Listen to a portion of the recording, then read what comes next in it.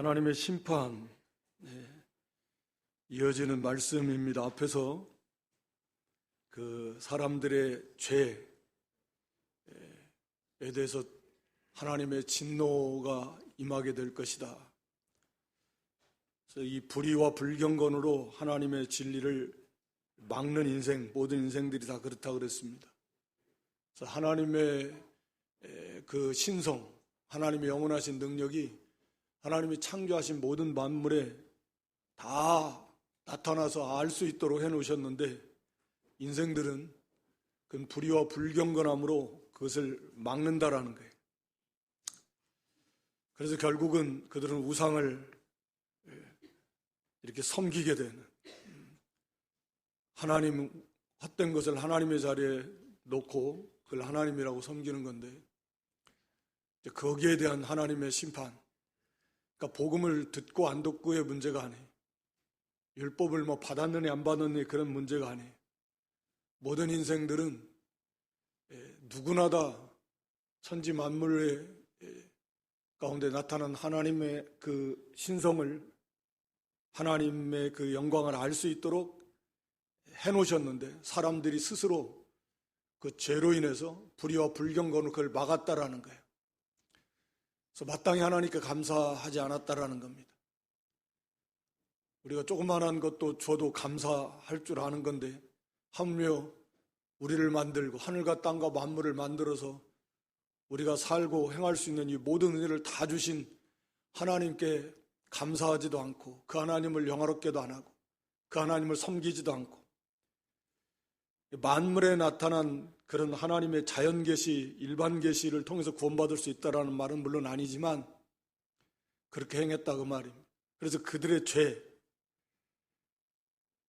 대해서 하나님께서 심판하실 때 아무도 거기에 대해서 핑계할 수 없다. 그래서 하나님을 거부하기 때문에 하나님께서도 그들을 내버려 두셨습니다. 내버려 두신 결과는 죄에 더 깊이 빠져 들어가는, 음행죄에서 동성음행죄로, 그리고 온갖 이 나오는 거기 29절 이하에 온갖 죄와 악을 다 행하게 되는 거예요. 하나님이 버림받은 인생들의 모습이다 그 말입니다. 이 하나님의 심판이기도 하고요. 이 땅에서 궁극적으로 하나님의 주님 재림하신 날 마지막도 심판하시겠지만, 최후의 심판이지만 이 자체가 심판입니다. 하나님 버려두신 것, 내버려 두셨다.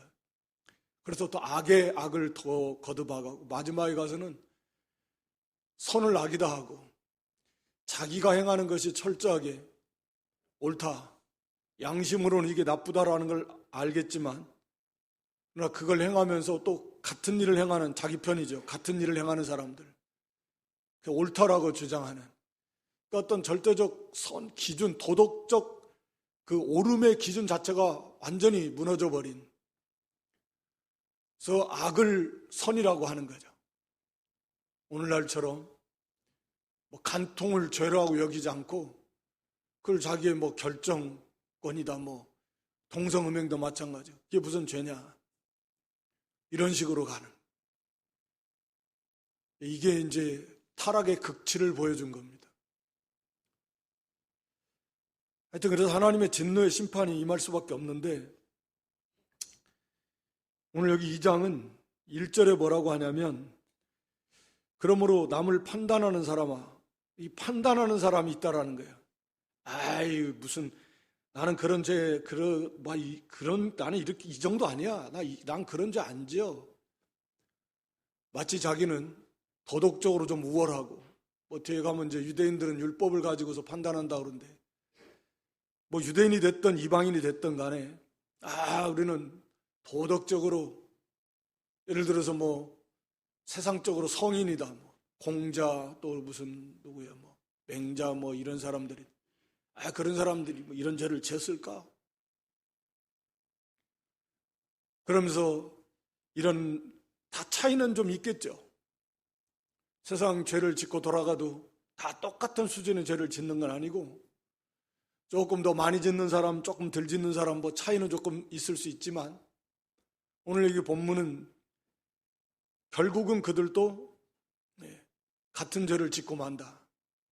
다른 사람들을 판단해서 자기는 좀 도덕적으로 나는 그런 사람들하고 다르다. 남을 판단한다. 남을 정죄하면 아이고 나는 저런 사람은 아니야. 스스로 도덕적으로 나는 우월하다라고 생각하는 사람들이 있다라는 거예요. 법 없이도 살 사람이다 이런 표현 많이 써요. 그 양반 법 없이도 살아.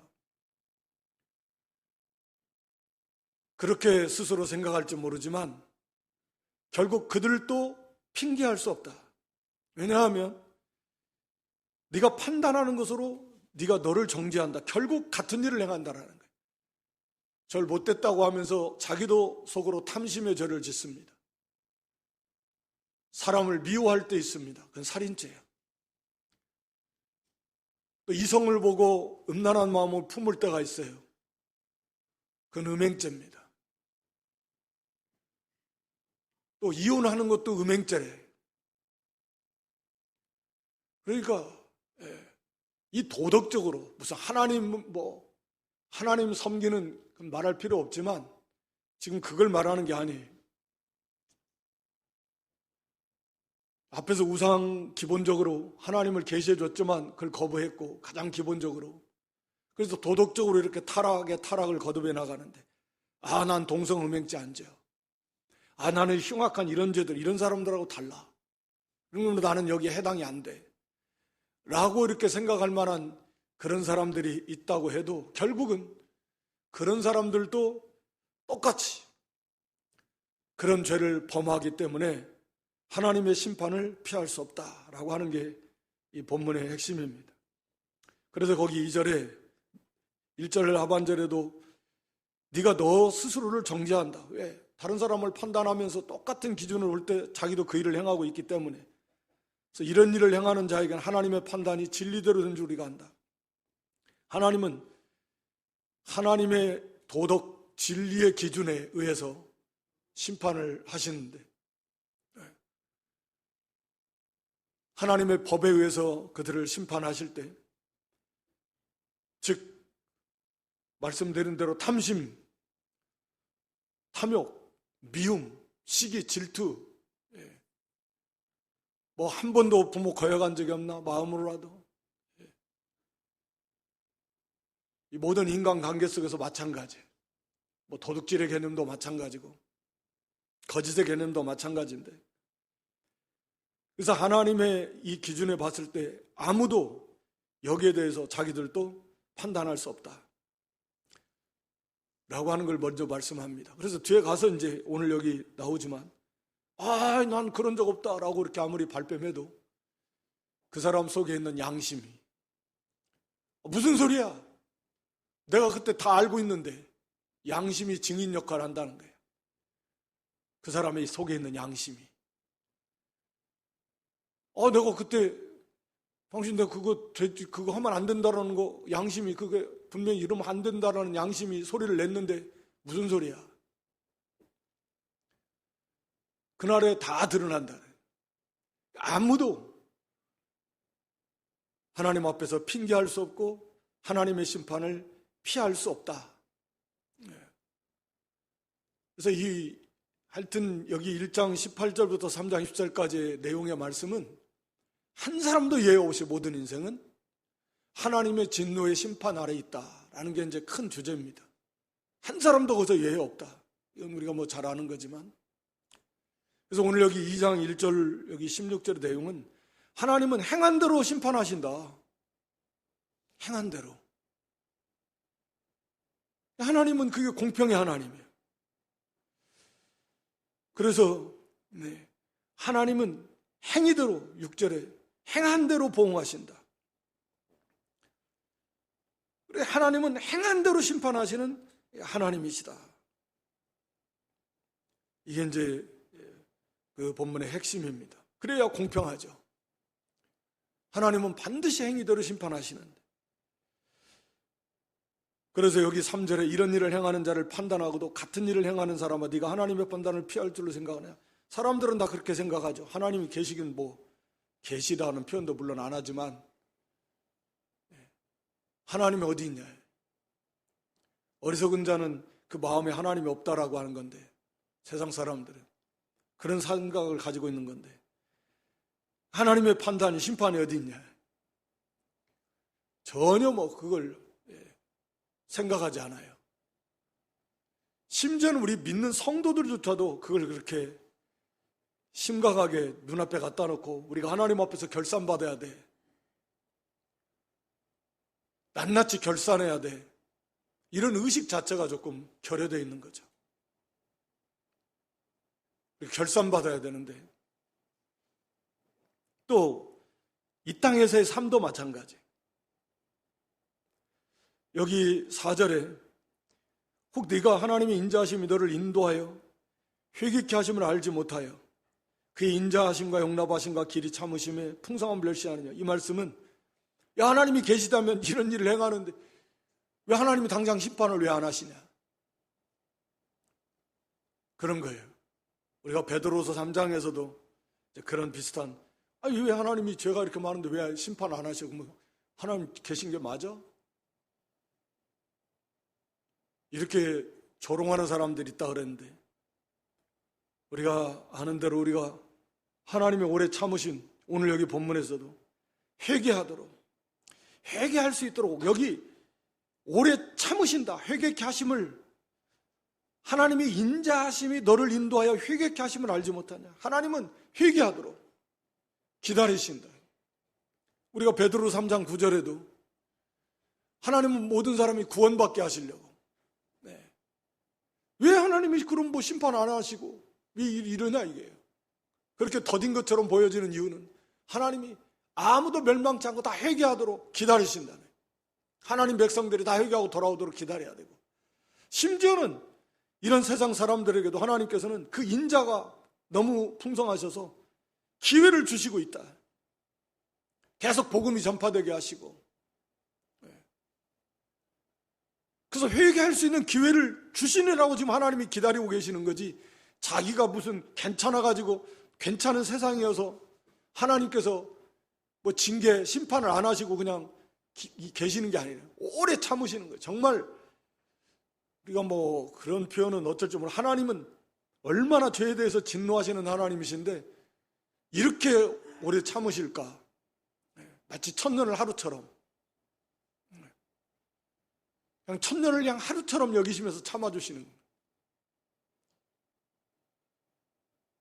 그러니까 하나님은 정말 이 죄에 대해서 용납하실 수 없으신 하나님입니다.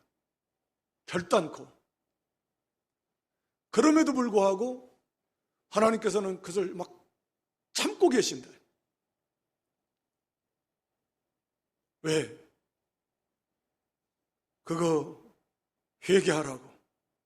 그래서 하나님의 인자, 자비, 인자하시고 관용, 용납하시고 길이 참으심에 풍성함, 얼마나 하나님이 풍성한 자비와 긍휼과 오래 참으심으로 이들이 회개하고 돌아오도록, 그러면서 계속 일반 은총을 계속 베풀어 주시고,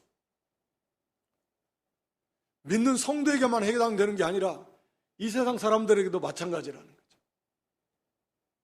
죄악이 얼마나 가득한데 보통 그러죠. 저런 사람은 왜 귀신 뭐 하나 몰라, 막 이런 일, 옛날 어른들.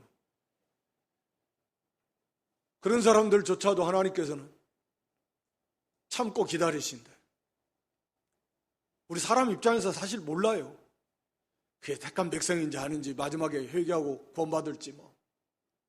하여튼 하나님은 그들이 괜찮아서가 아니라, 세상이 괜찮아서가 아니라 회개하도록 하나님은 오래 참으신다라는 거예요. 근데 인생들이 그걸 몰라요. 그러면서 오히려 막 참남되게 말하는 거예요. 야, 하나님이 계시다면 왜 이런 일이 일어나냐? 왜 저런 사람들 가만히 두냐? 왜 이런 세상을 내버려 두냐? 이게 이렇게 불공평하고 어디에 이게 하나님이 계시다고 말할 수 있냐? 막 이렇게 말하는 사람들이 많아요. 그 잣대를 그 사람에게 갖다 대면 자기도 벌써 죽었어야 돼. 하나님 보시면 다 50보 100보에 거기서 거기요. 뭐 좀 도덕적으로 좀 차이 있어도 하나님 보실 때, 다른 사람 볼 때 우리가 그러잖아요. 다른 사람 눈에 튀고 내 눈엔 들보다 내 안에. 그 잣대를 자신에게 갖다 대면 자신도 벌써 하나님이 그냥 징계하셔가지고 데려가 너희다 놔둬봐야 넌 도대체 쓸모가 없다. 너 빨리 데려가는 게 그나마 죄를 덜 짓는 것이다. 있어봐야 죄밖에 안 짓는다. 그걸 먼저 생각해야 돼요. 그 잣대를 자신에게 먼저 대면 그렇구나. 나에게도 오래 참아주시고 자기에게만 오래 참아주시고 다른 사람에게는 오래 안 참아주시고 그 말이 안 되잖아요. 하나님이 오래 참아주시고 그래서 다 회개하고 우리 믿는 구원받은 성도들도 마찬가지. 하나님 오래 참으심이 너에게 구원이 될 줄 알아라. 우리가 베드로 3장 15절에 그랬잖아요. 우리 하나님 오래 참아주시니까 거기에 회개하고 구원받고 구원받은 성도도 좀 회개하고 구원을 이루어가고 그것을 알지 못하는 게 우리 성도들조차도 그걸 깨닫지 못한다라고 하면 그건 참 답답한 일이에요. 하나님의 그 인자, 하나님의 용납, 하나님의 오래 참으심의 그 풍성하신 은혜를 멸시하는 거예요. 하나님이 어디 계시냐 하면서 그러면서 5절에 끝까지 고집을 피우고 회개하지 않습니다. 결국은 하나님의 진노만 쌓고 있는 거예요.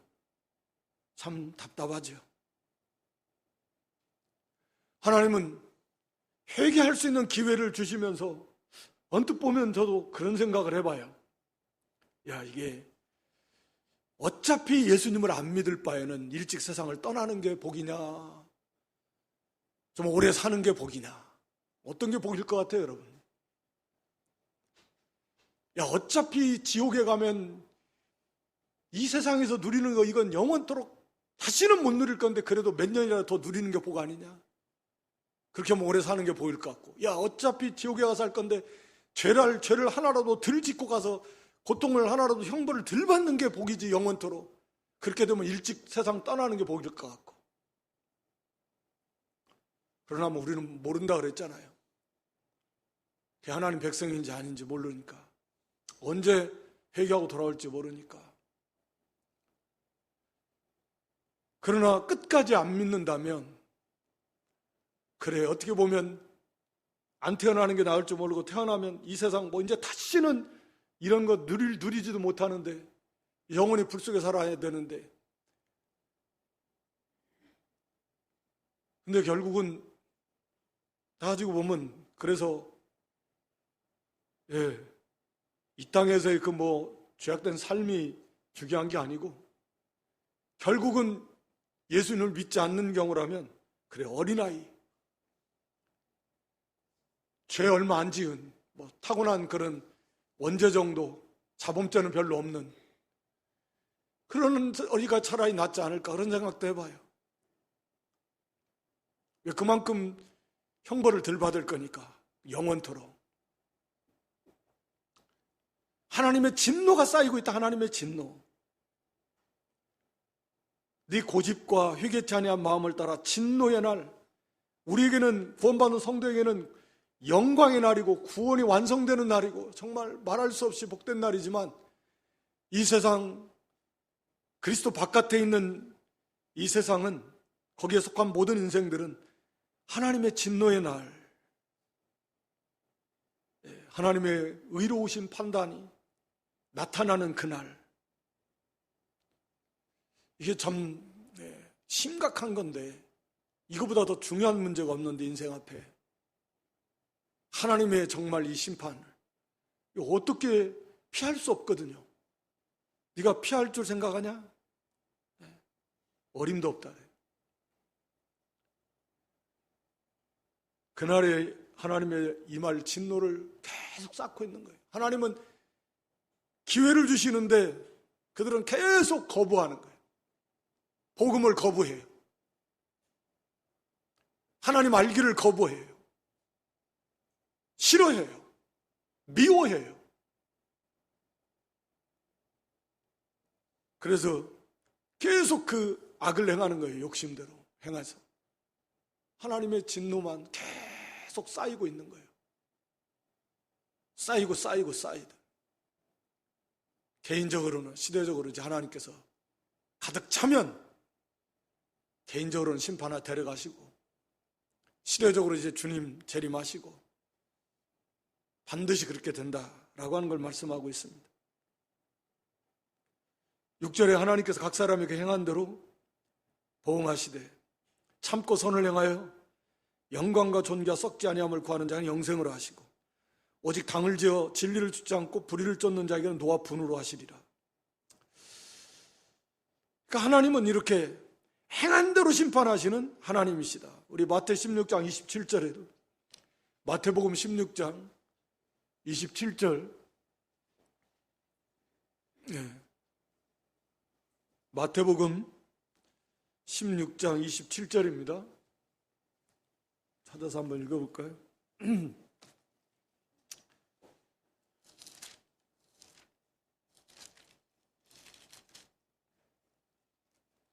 인자가 아버지의 영광으로 그 천사들과 함께 오리니 그때 각 사람의 행한 대로 갚으리라. 각 사람의 행한 대로 갚아요. 하나님은 각 사람의 행한 대로 보응하십니다. 그래야 공평하시죠. 공평하신 하시잖아요. 행한 대로 심판하시는 하나님이십니다.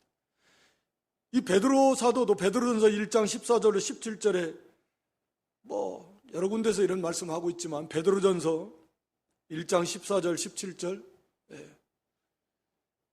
예전처럼 살지 말아라 이제. 그래서 우리를 부르신 하나님처럼 우리도 거룩한 자가 되어야 된다 말씀하면서 16, 17절에요. 기록하였을 때 내가 거룩하니 너희도 거룩하라 하면서 우리 하나님은 외모로 보시지 않아요. 각 사람의 행위대로 판단하시는 하나님이, 너희가 그분을 아버지라고 부르니까 이 땅에 나그네로 살아갈 동안을 어떻게 해요? 경건한 두려움, 막 무서워 벌벌 떠는 그런 개념이 아니고, 이건 정말 경건한 두려움으로 살아야 된다. 왜? 하나님은 행위대로 판단하시는 거예요. 행위대로. 이게 원리예요. 심판의 원리고 중요한데, 그러면 여기 오늘 본문에 말한 대로 7절에 참고 선을 행하여 영광과 존귀와 썩지 아니함을 구하는 자는 하나님의 행한 대로 그런 자에게는 영생을 주시겠다. 참고 선을 행하고, 참고 선을 행한다네. 참으면서 선을 행하는 사람. 그래서 그들은 영광과 존귀와 썩지 아니함을 추구하는 사람들. 이런 사람들이 있다고 하면 하나님은 그런 자들에게 생명의 복을 주시겠다. 또 반대로 8절에 당을 지어 진리를 쫓지 않고 불의를 쫓는 자에게는 하나님은 노와 분으로 하시리라. 그러니까 행한 대로 하나님은 갚으시는 하나님. 그래서 9절 10절도 같은 말씀이잖아요. 악을 행하는 각 사람에게 환난과 권고가 있다. 유대인에게 헬라인에게 누구든 다 똑같다라는. 선을 행하는 각 사람에게 영광과 존귀와 평강이 있다. 유대인이고 헬라인이고 누구나 다 예외 없다. 이 말씀입니다. 그러니까 이 말씀을 언뜻 보면 조금 혼돈이 올 수 있는데, 하나님의 행한 대로 갚으신다? 그러면 참고 선을 행하는 사람이 누군가? 이제 3장에 가서 의인은 없나니 하나도 없는데 하나님을 찾는 자도 없어요. 참고 선을 행할 수 있는 사람이 있어요? 없어요. 누가 참고 선을 행할 수 있는가? 영이 중생한 사람, 구원받은 사람만이 이 일을 할 수가 있습니다. 그러니까 하나님의 행위대로 심판하시는 거예요. 진짜 구원받았다면 그 사람은 비록 완전하지는 않아도 끝까지 참으면서 선을 행하는 사람일 것입니다. 그런 사람에게는 하나님께서 영생을 주신다. 이미 그 사람에게 생명이 있고 영원한 참 생명의 복을 주시겠다. 그 행할 수 있는 것은 우리 스스로는 안 되잖아요. 누가 있습니까? 누가 참고 선을 행할 수 있습니까? 아니, 선을 행할 이 선의 기준이 도덕적 선이 아닌데, 하나님의 보실 때 하나님의 선이 기준인 선, 도덕적 선이 아니에요. 썩지 아니할 거니까. 영광, 존귀, 영광은 하나님께 속한 것입니다. 하나님 영광이 하나님이시니까. 하늘에 속한 거, 그 존귀함, 썩지 아니함을 추구하면 이런 사람이 자연인 가운데 있나? 없어요. 이런 일을 행하는 사람들은 구원받은 사람들이에요. 그러니까 그들에게는 하나님이 이런 복을 주셔요. 근데 구원받았다고 하면서 반대로 참고 선을 행하는 것이 하나도 없다. 그럼 구원받은 사람이 아닐 것입니다. 결국 같은 말이에요. 사도 베드로도 행한 대로 갚으시는 그 행위대로 하나님 보응하시는 분을 너희가 아버지라 섬기니. 그러므로 우리는 구원받았다라고 하면 경건한 두려움을 가지고 하나님 앞에서 거룩한 삶을 살려고 해야 될 것이고, 그게 구원받은 성도일 것이다. 분명히 다르다는 거예요. 참으면서 선을 행하는 거예요. 선을 행하려면 참아야죠. 참지 않고는 선을 행할 수 없으니까. 왜냐하면 이 세상은 선을 거스르는 세상이니까.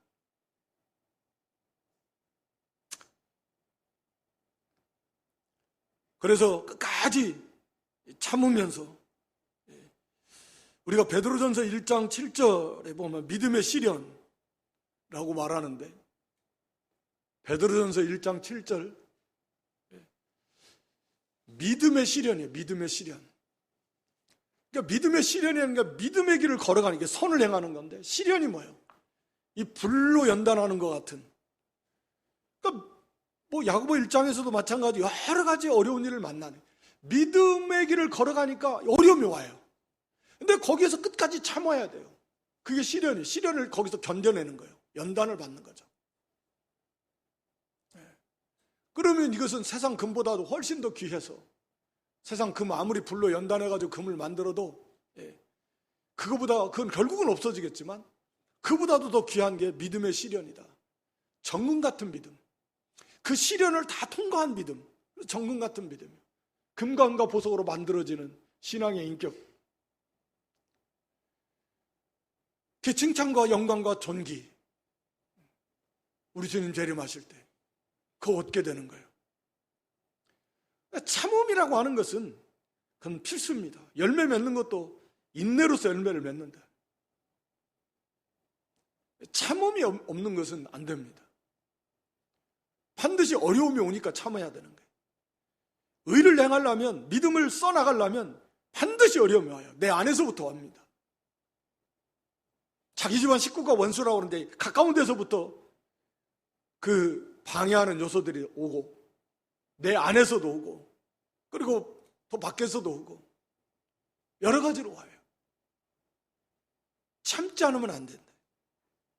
끝까지 인내하면서 그걸 지켜나가는 거예요.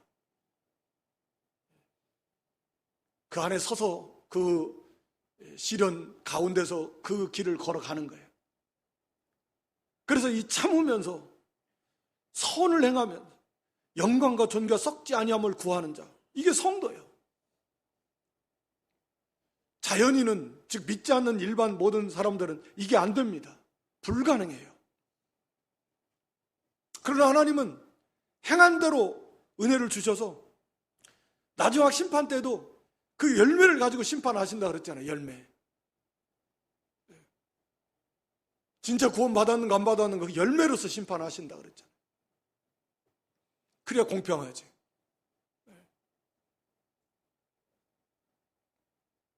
공의의 하나님이십니다. 그래서 이 참고 선을 행할 때는 영광과 존귀와 썩지 아니하는 영원한 영광과 존귀, 이것을 구하게 된, 하지만 얻게 된다라는 거죠. 이 땅에서도 거기 평강이 있다. 10절에 선을 행하는 각 사람에게는 영광과 존귀와 평강이 있다. 평강. 하나님 주시는 평강이에요. 하늘에서 오는 평강입니다. 세상에서는 얻을 수 없는 그런 세상의 어떤 것으로도 그걸 빼앗길 수 없는, 빼앗을 수 없는, 그것을 뛰어넘는 그런 평강. 의의 결과가 평강이에요. 하나님과의 완전한 관계 속에서 얻어지는 게 평강입니다. 그러니까 의를 행하고 선을 행함으로 하나님께서 주시는, 하나님과의 관계 속에서 하나님이 주시는 그런 누리는 참된 평강, 화평의 관계 속에서 누리는 평강. 그러니까 의의 결과는 평강인데, 그러니까 의의를 행하지 않고는 참된 평강을 맛보고 누릴 수 없을 것입니다. 이것도 마찬가지 말씀입니다. 하나님이 행한 대로 그런 자에게는 그런 영광과 존귀를 주실 것이고, 때로는 이 땅에서도 주시고, 아니면 궁극적으로 하나님의 나라에서 영원토록 그런 영광과 존귀한 자리에 두실 것이고, 평강 회복이 이 땅에 사는 동안에도 하나님 주시겠다. 평강이라는 건 뭐 어떤 내적인 평강만을 사실은 말하는 건 아닌데, 폭넓게 거기에는 뭐 건강의 요소도 있고 막 번창해 나가는 창성의 요소도 있고, 이 평강의 의미 속에는 그냥 이 마음의 이 평강이 차고 넘치는 그런 하나님의 은혜를 주실 것이다. 우리도 그러나 반대로 악을 행하는 사람, 9절에 악을 행하는 각 사람의 영에게는, 여기서 영은 뭐 이건 목숨, 생명 뭐 이런 의미인데, 하여튼 그 사람 전체를 나타낸다고 보면 돼요. 악을 행하는 각 사람에게는 환난과 곤고가 있을 것이다. 첫째는 유대인에게, 또 헬라인에게. 아니, 이건 똑같아요. 이것은 이 땅에서도 우리가 당연히 악을 행하면, 죄를 짓고 돌아가면 심령이 곤고해지잖아요. 환난과 곤고가 있습니다. 물론 틀려요. 우리에게는 그건 하나님이 징계로, 하나님 자녀이기 때문에, 그래서 깨닫게 해서 돌이키게 하시려고 주시는 것이지만, 그러나 어떤 면에서는 같아요. 악을 행하니까 당연히 곤고해지는 거죠. 우리 시편 32편 1절로 5절에 보면, 시편 32편 다윗의 시편입니다. 허물의 사함을 얻고 죄의 가리움을 받는 자가 복이 있다. 이 성도를 말합니다. 안 믿는 사람들도 죄를 짓고 성도들도 죄를 지어요. 그런데 성도들은 그 죄의 용서를 받아요. 믿지 않는 자들은 죄 용서를 못 받아요. 믿지 않으니까. 참 이게 복이 있나요? 이게 얼마나 큰 복인가. 3절 4절 보여줘 보세요.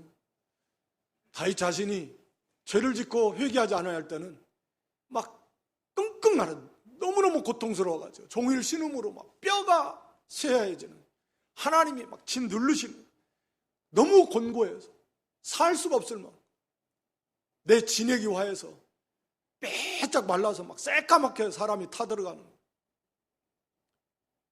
하나님 막 내리침 누르는 거죠. 얼마나 고통스럽겠어요. 그럼에도 거기에 회개하니까 하나님께서 용서해 주시오. 그래, 이게 큰 복이라.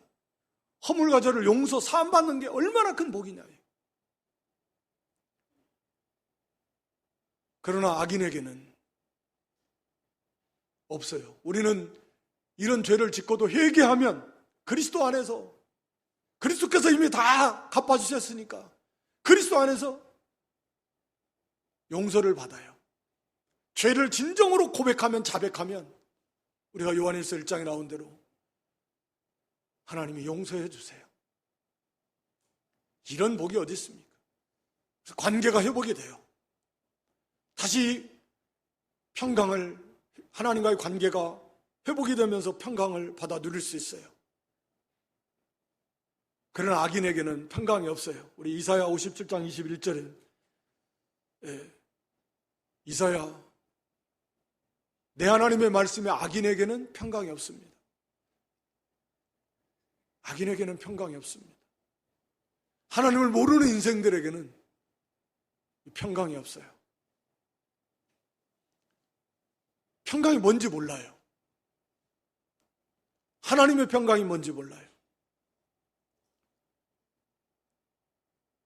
그래서 하나님은 이렇게 행한 대로 그대로 갚으시는 하나님. 11절에 하나님께서 외모로 사람 취하지 아니하신다. 무슨 뭐 유대인이라고 이방인이라고 그런 거 없어요. 행한 대로. 참된 행의 열매가 있냐 없냐, 이거요. 선한 열매가 있냐? 하나님 기뻐하실 만한 구원받은 사람 아니면 그런 일을 할 수 없다 그랬잖아요. 완전하지 않아도. 그러니까 이것은 일반적인 하나님의 심판의 원리를 지금 말씀하고 있는 거예요. 그것을 착각하지 않으라고 지금 말씀드리는 거고, 이건 일반적인 하나님의 심판의 원리예요. 하나님은 행한 대로 갚으시는데, 선을 행하면 하나님 영생을 주시고 평강을 주시는데, 선을 누가 행하냐? 없어요. 못합니다. 행할 수 있는 사람은 구원받은 사람밖에 없습니다. 믿는 사람밖에 없습니다. 그래서 하나님 그런 자에게 거기에 합당한 복을 주시겠다. 그들의 죄, 예수님 대신 갚아주셨습니다. 죄는 다 갚아주시고, 죄의 문제를 해결해 주시고, 의를 주셨고, 우리는 그 새 생명을 받은 자로서 하나님 기뻐하시는 선을 행한다. 거기에 합당하게 하나님 영생의 복을 주시겠다는데, 누가 거기서 뭐라고 하겠습니까? 할 말이 없어요. 죄는 갚아주셨고, 선을 행하고 의를 행했으니까 거기에 합당한 복을 주시겠다. 그러나 믿지 않는 자들은 전혀 단 하나라도 하나님 기준에 합한 게 하나도 없다. 뭐 당을 지어서 뭐 불의를, 그렇죠. 사람들은 다 기본적으로 이 무리를 지으려고 하면 혼자 하면 뭔가 이상해. 옳은 걸 해도 혼자 하면 이게 내가 잘못됐나? 잘못해도 사람들이 많으면 거기서 힘을 얻으려고 그래. 사람들은 보통 그렇게 자기 편을 구하려고 그래. 그래서 죄를 짓는데 힘을 얻어요. 담대해지고. 하여튼 거기에 대해서는 하나님 반드시 노아분으로 심판하시겠다. 그건 누가 됐든지 상관없다, 이 말씀입니다. 그러면 거기 12절부터 16절의 말씀은 율법에 대해서도 말해요. 그럼 율법을 받은 유대인이나 율법 없는 이방인하고 그러면 어떻게, 그러면 기준이, 그러면 율법을 받은 사람하고 안 받은 사람하고 그러면 어떻게 판단하실 거냐 이게요. 하나님의 말씀대로 하신다 그랬는데, 진리대로. 유대인은 율법이라도 받았으니까 그 율법에 의해서 그 율법을 어긴 거에 대해서 하나님이 심판하신다고 하지만, 이방인들은 율법을 받지 못했어요. 몰라요. 그럼 그들은 어떻게, 뭘 기준으로 심판하실 거냐.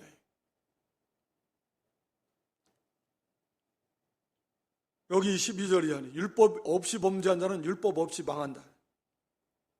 율법이 있고 범죄하는 율법으로 말미암아 심판을 받는다. 그래서 14절에 율법 없는 이방인이, 율법 없는 사람들은 어떻게 율법 없이 망하냐? 본성으로 율법의 일을 행한다.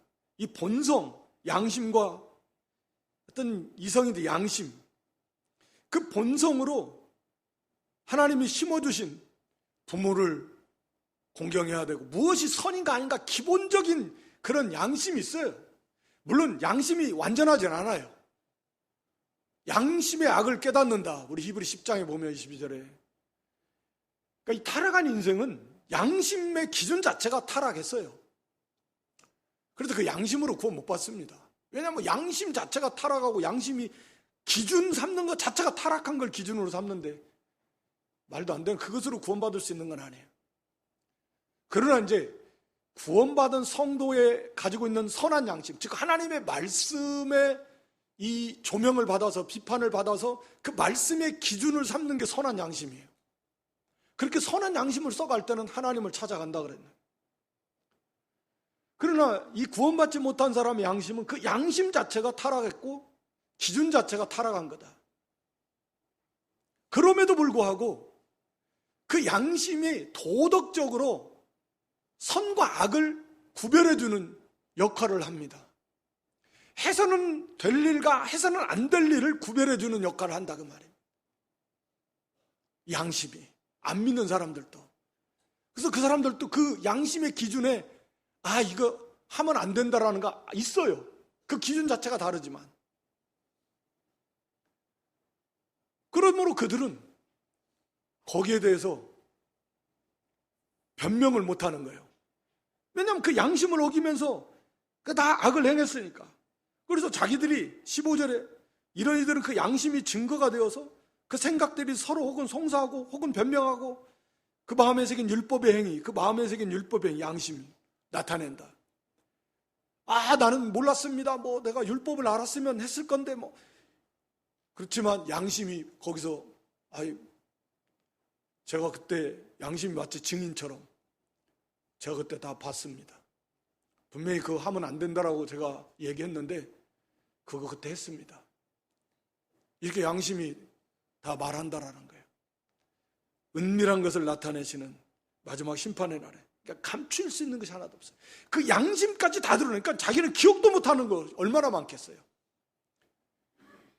기억도 못하는 일이 얼마나 많겠냐고요. 그래도 다 드러난다.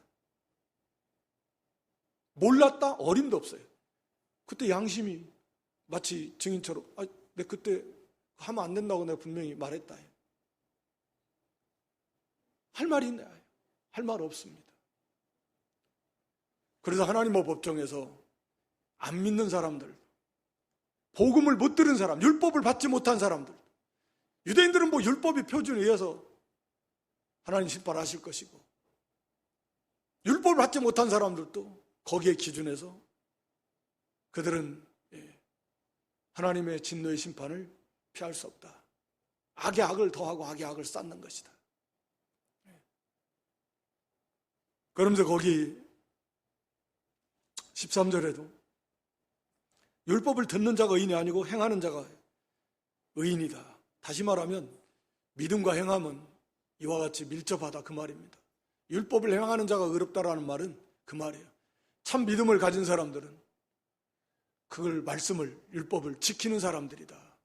그런 의미지 율법을 행함으로 의롭다 그런 말이 아닙니다.